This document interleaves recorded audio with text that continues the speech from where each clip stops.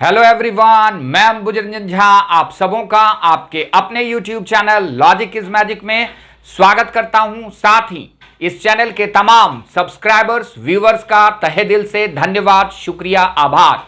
हम लोग DU jet series में लेक्चर 6 में हैं। लेक्चर 6 में कुछ इंपॉर्टेंट क्वेश्चंस देखेंगे सेटिंग अरेंजमेंट के। तो डीयू जैट का एग्जामिनेशन बिल्कुल क्लोज है। अब प्रिपरेशन का स्पीड आपको बढ़ाना होगा। मैथ्स भी देखने हैं, इंग्लिश भी देखने हैं, एलआर सेगमेंट्स भी देखना है और करंट अफेयर से रिलेटेड क्वेश्चंस भी देखने हैं।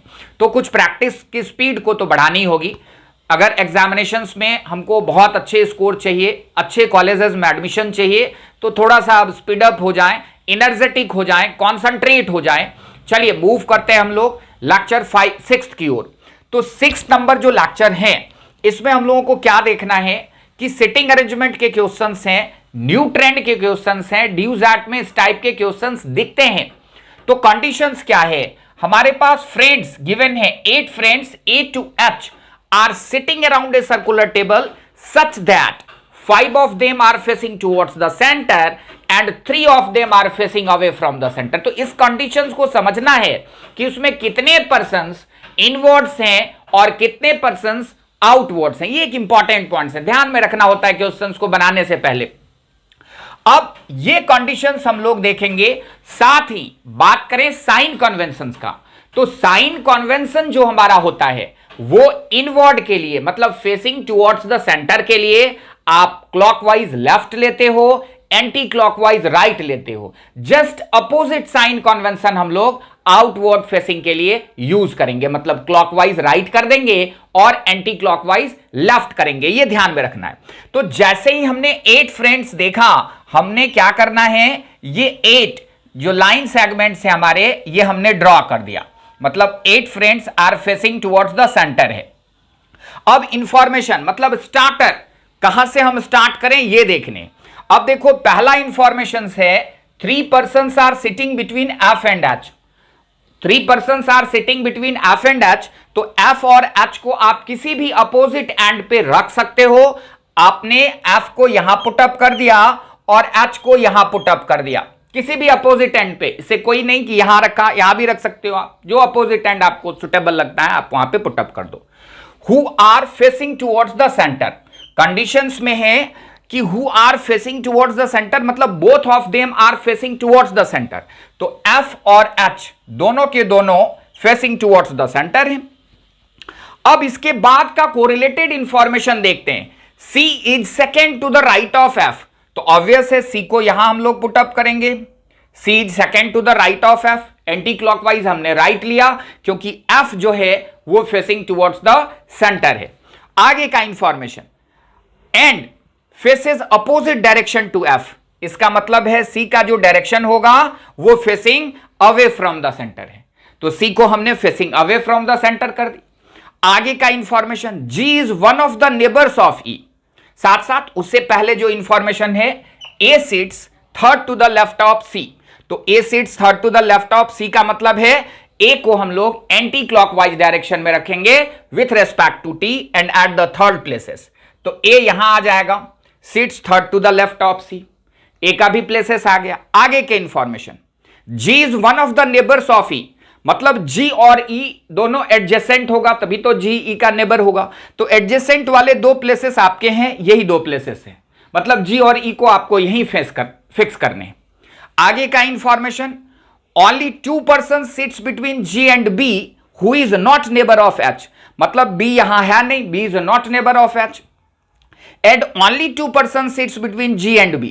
तो ऑब्वियस है हमको G और B यही फिक्स करना होगा। B हमको यहां रखने होंगे और G हमको यहां रखना होगा। तो G अगर यहां है तो ऑब्वियस है E हमको यहां रखना पड़ेगा। G E का भी प्लेस फिक्स हो गया। अब आपके पास सिर्फ एक ही अल्फाबेट है रह रहा है, वो अल्फाबेट है D। आपने उसे यहां फिक्स कर दिया। आगे का इंफॉर्मेशन देखते हैं। Only 2 person sits between G and B who is not neighbor of H।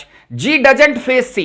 मतलब C और G दोनों अपोजिट डायरेक्शन में होंगे, facing away from the centre होगा क्योंकि दोनों कोई भी एक दूसरे को फेस नहीं कर रहा है। तो both are facing away from the centre. तो C G अपोजिट डायरेक्शंस में फेस कर रहे हैं, अवे फ्रॉम द सेंटर है।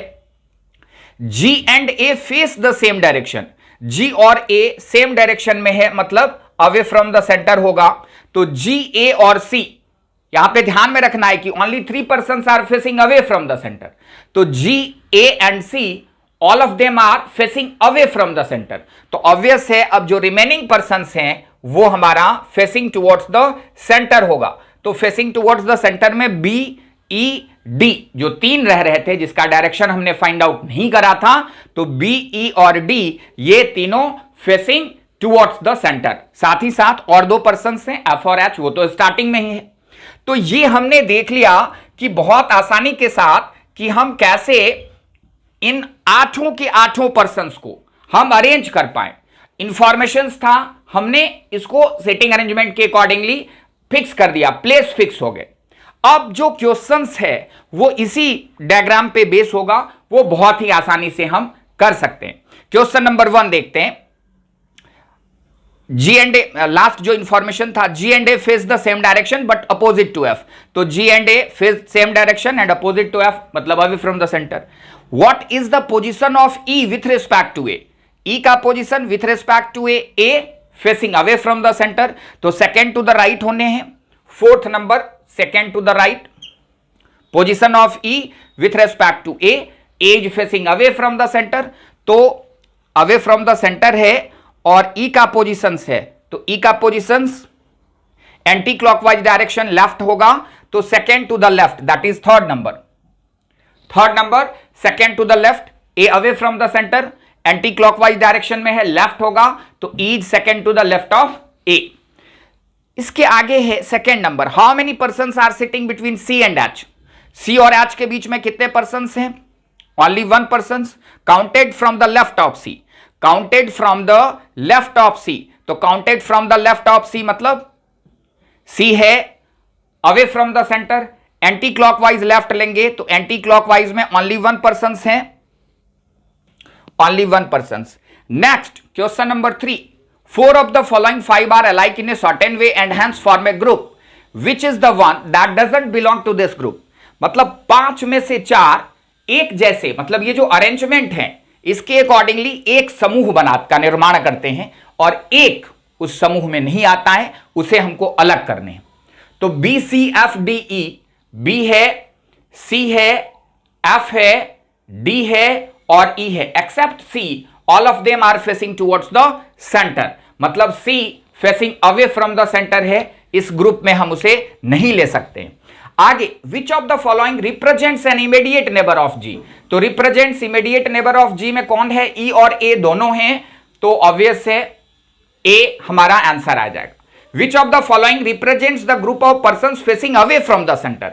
तो अवे फ्रॉम द सेंटर वाले पर्संस कौन है भाई? सी है, ए है और जी है, तो ए, सी, जी ये तीनों के तीनों persons facing away from the centre है।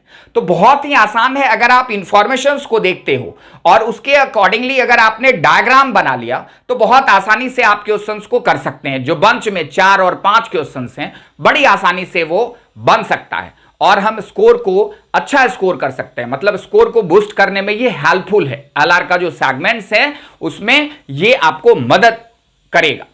तो वीडियो के अंत में मैं फिर से इस चैनल के तमाम व्यूअर्स को रिक्वेस्ट करना चाहता हूं कि प्लीज चैनल को आप सब्सक्राइब करें, साथ ही वीडियो को लाइक करें, ज्यादा से ज्यादा शेयर करें तथा कमेंट करना ना भूलें। Thanks to all of you.